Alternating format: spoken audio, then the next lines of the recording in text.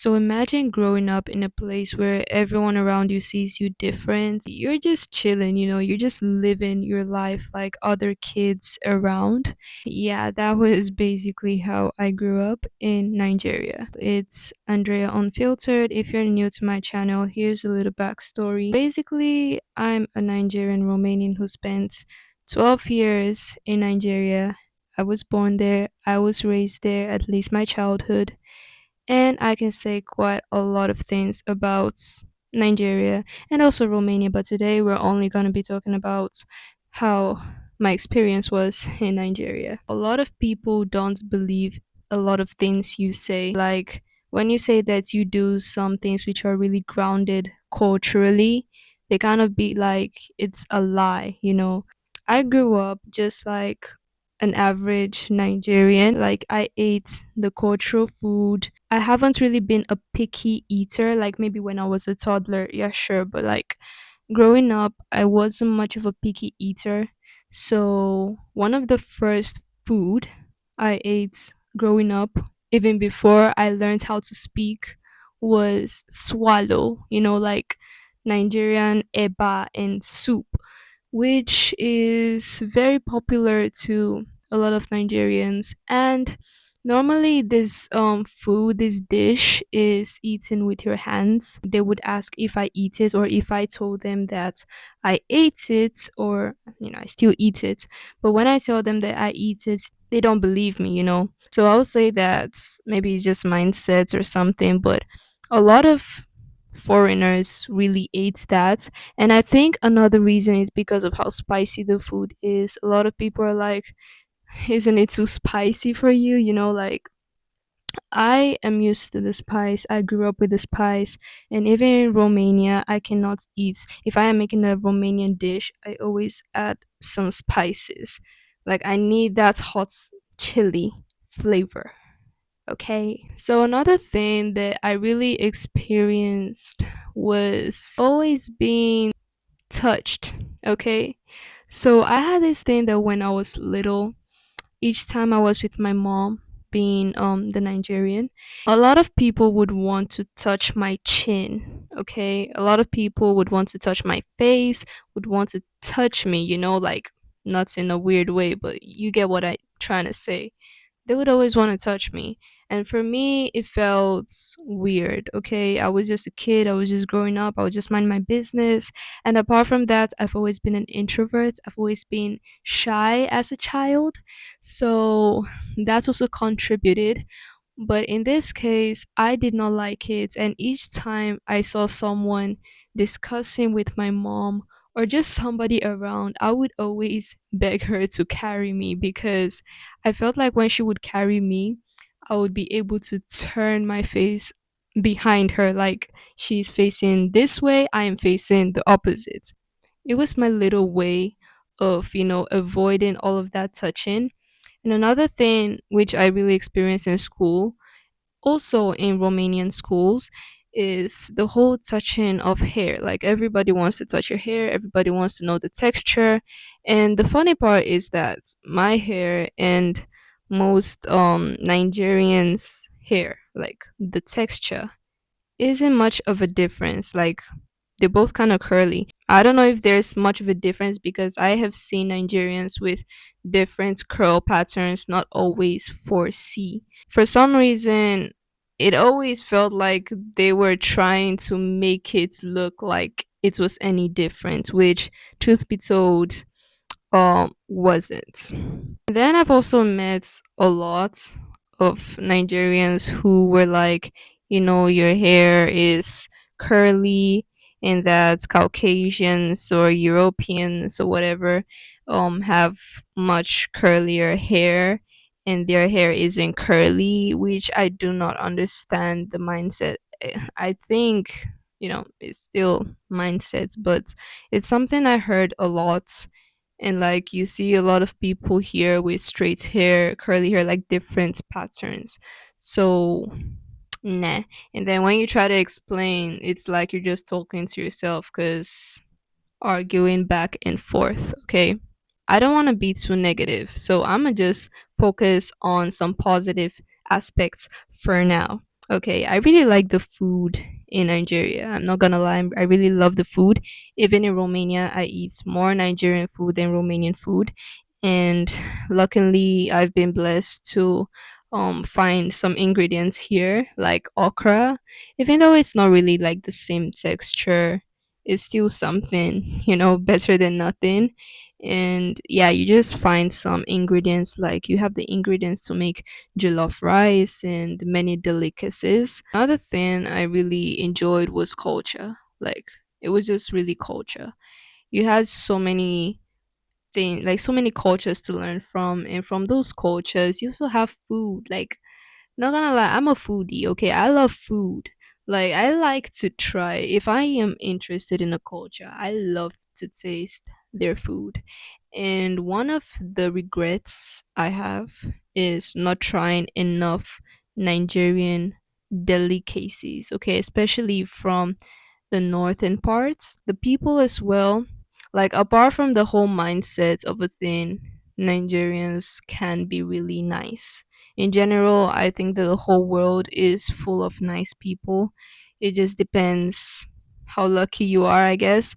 Because the whole thing about Nigeria being, let's say, um, dangerous, like the whole stereotype, most of that comes to politics, the economy, issue. It doesn't really get to a lot of people. Sure, just like any other place, you find maybe bad people or people who are just considered bad to you, okay?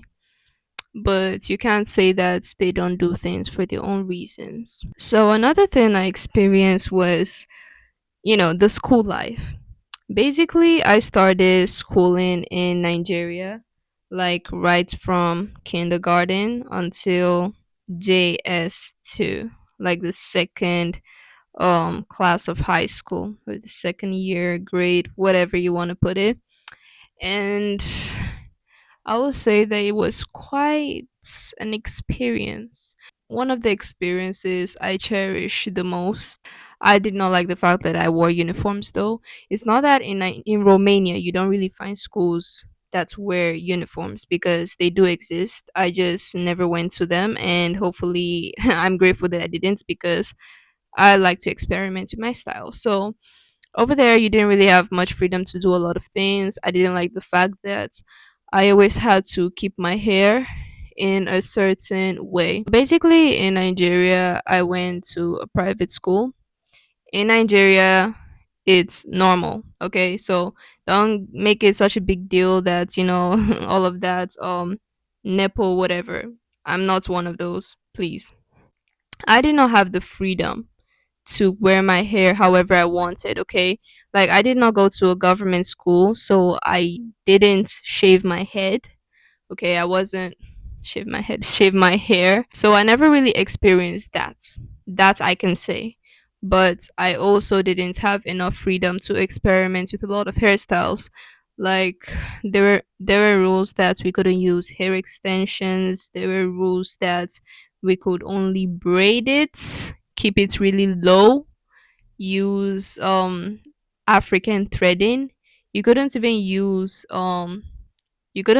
wool, because there are some hairstyles with yarn and wool, like to kind of compensate, like Brazilian wool, to compensate extensions which aren't allowed, and just a bunch of trendy hairstyles like twists. At some point, like, the rules just went on and they were so frustrating. It's not in every private school in Nigeria, but it was in mine. And I I have beef with that principal. I'm not gonna lie, because I did not like her. So basically, in school, I didn't have enough freedom. I like the fact that I had longer breaks though, but I was still staying more hours in school, spending 8, 9 hours, depending on how lucky I was. But another thing I also missed were the morning devotions. As of that time, they felt frustrating, because you will stand there for about 30 minutes to an hour, singing hymns, prayer, the national anthem. And we had like school clubs, which I really wish were in my high school in Romania. And they would like do their little presentations or whatever. And as of then, it was really tiring. But some teachers would tell us that those were one of their best memories. And now that I am here, I kind of see why, because I sing. And those times when I sang hymns were low key one of my favorite memories, okay? So I really loved the fact that we would come together, pray, sing hymns, do a lot of things like educative stuff on the assembly ground and just before starting our day. But truth be told, I also still like my life now, okay? So I would say that it isn't necessary. It's just one of those fun things. Not really fun as of then, but they do help with some discipline, I guess. Now, another experience that I would say that even if I am not in Nigeria right now, I am still experiencing it, and that is speaking Nigerian pidgin. Nigeria has its own dialects. I won't really would it really be considered a dialect? I don't know, but it's more like an informal way of speech, and I speak it very fluently. Okay, I speak it very fluently that a lot of people ask if my mom is a Warri woman, and she is not from Warri. So when I speak it, or when I just behave in a certain way that I grew up watching. Like I grew up with that, I would say, habit. A lot of people are like, why are you behaving like that? He's removing your composure.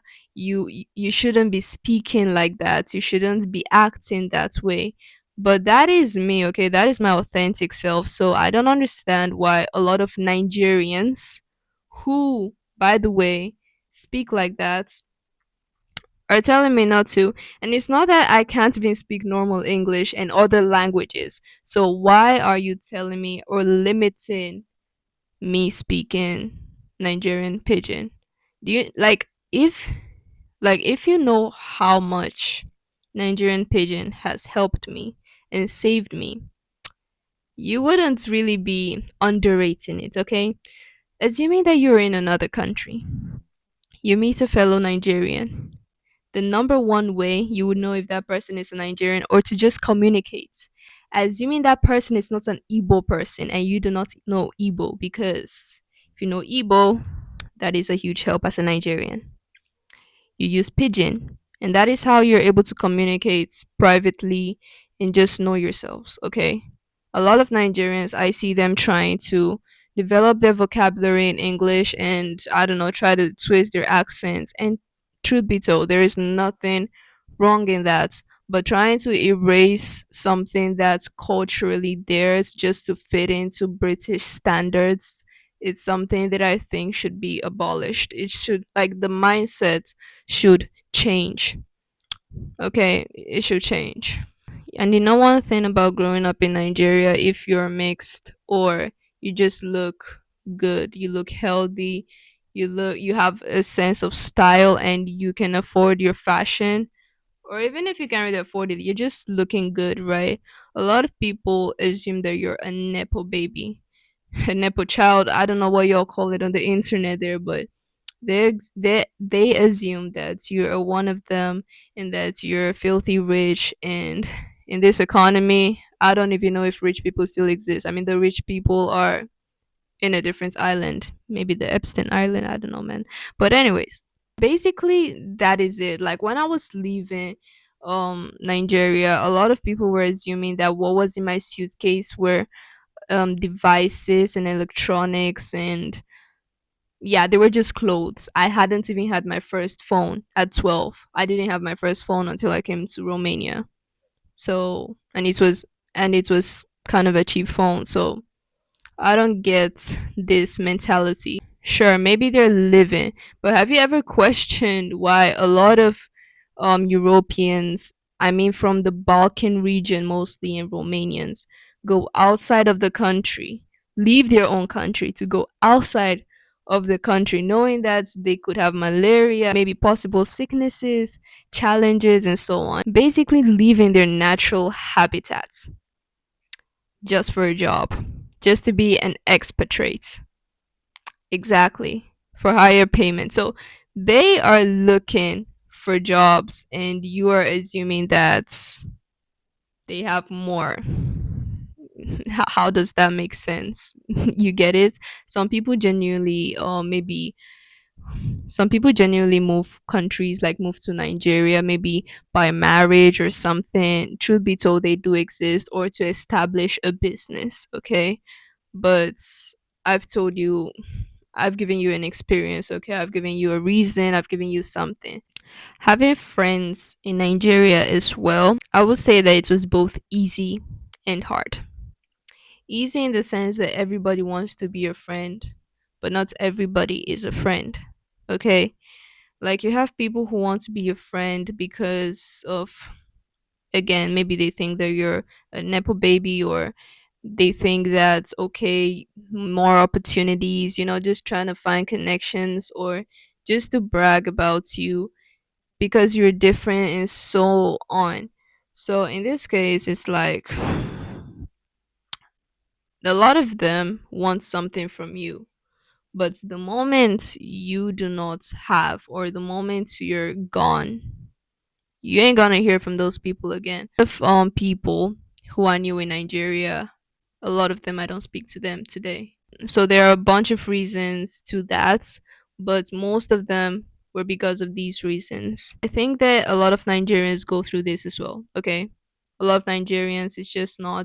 Um, it's not just us. Okay, it's an economy issue, I think, because I understand that in Nigeria nowadays, it's really hard to get a job, okay? It's really hard to get opportunities. So, in any way you can get opportunities, you just can't miss that opportunity. So, yeah, being in Nigeria, I always got this question about, are you American? Are you from the UK? But they somehow think that you're pure white. And it does make sense to me because it's not the first time I've been saying that I am mixed. I am not from the UK just because I speak English, and I am not from the US just because I speak English. I speak English because I grew up in Nigeria. The thing is that you are trying to explain your identity to them, that you are like this, okay? You are mixed, and they are trying to argue back your own origin. How make that make sense, okay?